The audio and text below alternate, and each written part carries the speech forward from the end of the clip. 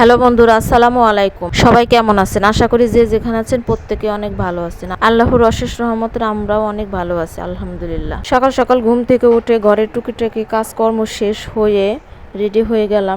যেহেতু আমার মেয়ের কিছুদিন আগে বার্থডে গেল, সেহেতু মেয়েটারে নিয়ে কোথাও বের হওয়া হয় না। ভাবলাম যে তিনজন মিলে কোথাও একটু ঘুরে আসি। ঘুরতে মন চায় ঠিক আছে, কিন্তু কোথায় যাব এটাই ভেবে পাই না মাঝে মাঝে।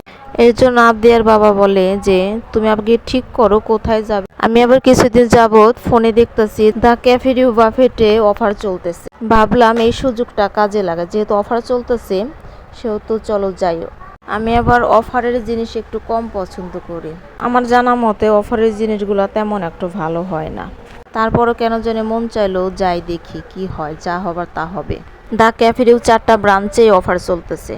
মাঝে মাঝে যেহেতু উত্তর আমরা যাই, সেহেতু মনে হলো উত্তরা যাতায়াত ব্যবস্থায় আমার কাছে ভালো মনে হয়, আমাদের কাছে একটু সহজ মনে হয়। এর জন্য ভাবলাম যে উত্তরা ব্রাঞ্চে যাই চলো।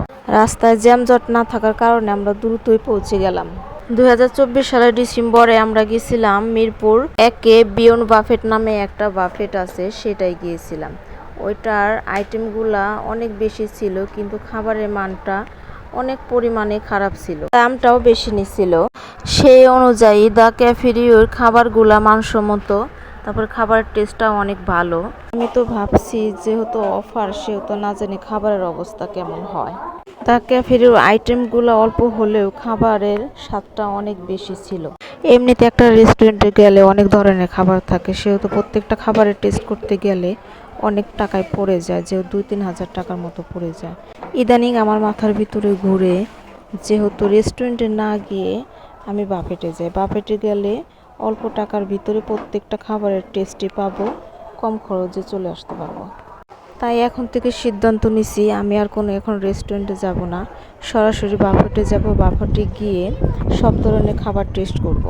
ভিডিওতে যেসব খাবার তারা দেখাইছে, সরাসরি যা দেখি অনেক আইটেমই মিসিং আছে। পিৎজা ছিল না, তারপরে অনেক কিছু আইটেম ছিল না। আমি আবার ওইখানের দায়িত্বে যারা ছিল তাদেরকে বললাম যে আপনারা ভিডিওতে দেখালেন একটা, তো অনেক কিছু তো নাই। তারা বলে কই, আমরা তো ভিডিওতে দেখাইনি। দেখছেন কত বড় একটা বাটপারি। অফার মানেই হচ্ছে বাটপারি। প্রত্যেকটা খাবারের টেস্টই অনেক ভালো ছিল, কিন্তু বাসমতি যে কাচ্চিটা, এই কাচ্চিটার টেস্ট আমি কোনো বুফেতেই পাই না। সাধারণত যেই সব রেস্টুরেন্টে কাচ্চির একটা টেস্ট, আলাদা একটা টেস্ট পাওয়া যায় গ্রান, কিন্তু এই বুফেতে কাচ্চির টেস্টটা অন্যরকম। আমার মনে হয় কাচ্চির আসল স্বাদটা দিলে হয়তো কাচ্চিটা তাদের আরও বেশি লাগবে, এর জন্য কাচ্চির আসল স্বাদটা তারা দেয় না, চালাকিয়ে দেয়। এই যে কাচ্চিটা দেখতে পাচ্ছেন, দেখতে কত সুন্দর লোভনীয় লাগছে, কিন্তু খেতে না অতটা মজা লাগেনি। যারা প্রচুর পরিমাণে খাইতে পারেন তারা একমাত্র বুফেতে যাবেন, তাছাড়া অল্প যারা খাইতে পারেন তারা বুফেতে গিয়ে শুধু শুধু টাকা নষ্ট করে লাভ নেই। বুফেতে সাধারণত গরুর মাংস চেয়ে মুরগির মাংসটা বেশি ভালো লাগে। আমার মেয়ে খাওয়া দাওয়া বাদ দিয়ে শুধু দৌড়ের উপরে আছে। আমার মেয়ে খাওয়ার মতো শুধু 2 পিস চিকেন ফ্রাই আর কিছু ফ্রেঞ্চ ফ্রাই খাইছে তার পছন্দের, তাছাড়া ডেজার্ট আইটেম কিছুই খায়নি। আর হচ্ছে একটু কোক খাইছে, অরেঞ্জ জুস খাইছে, এই তার খাওয়া। আর সারাক্ষণ দৌড়ের উপরে। এই খাবারগুলো নিতেছি মেয়ের জন্য। মেয়ে ওইরকম ভাবে কিছুই খায়নি। আমি আগে অনেক কিছুই খাইছি, এখন স্যুপ নিলাম, ফুচকা নিছি, অন্থন নিচ্ছি, আর হচ্ছে স্যান্ডউইচ, এগুলোই খাইতেছি। এগুলো খাওয়া শেষ করে চোখে পড়লো পাশে আবার দোসা বানাচ্ছে। ওইখানে সিরিয়ালে দাঁড়িয়ে থেকে 1 পিস দোসা আনলাম। তা মেয়ে আবার বলল দোসা আমাকে দাও, আমি খাবো। দোসাটা অনেক মচমচা হওয়ার কারণে মেয়ের হয়তো খেতে ভালো লাগছে, এর জন্য মেয়ে আমার কাছ থেকে নিয়ে গেল দোসাটা। যেহেতু সারাদিনে মেয়ের কিছু খাওয়া হয় না, ভাবলাম একটু ভাত নেই, একটু ডাল নেই, দেখি ওকে খাওয়াইতে পারি কিনা। দৌড়াদৌড়ি করে ওকে একটু খাওয়াইতে পারি নাই। অবশেষে কিছু ছবি টবি তুলে ওখান থেকে বের হয়ে আসলাম। এইখানের পরিবেশটা অনেক সুন্দর, কিছু ছবি তুললাম, একটু ঘোরাঘুরি করলাম। মেয়ের তো ছবি তোলা।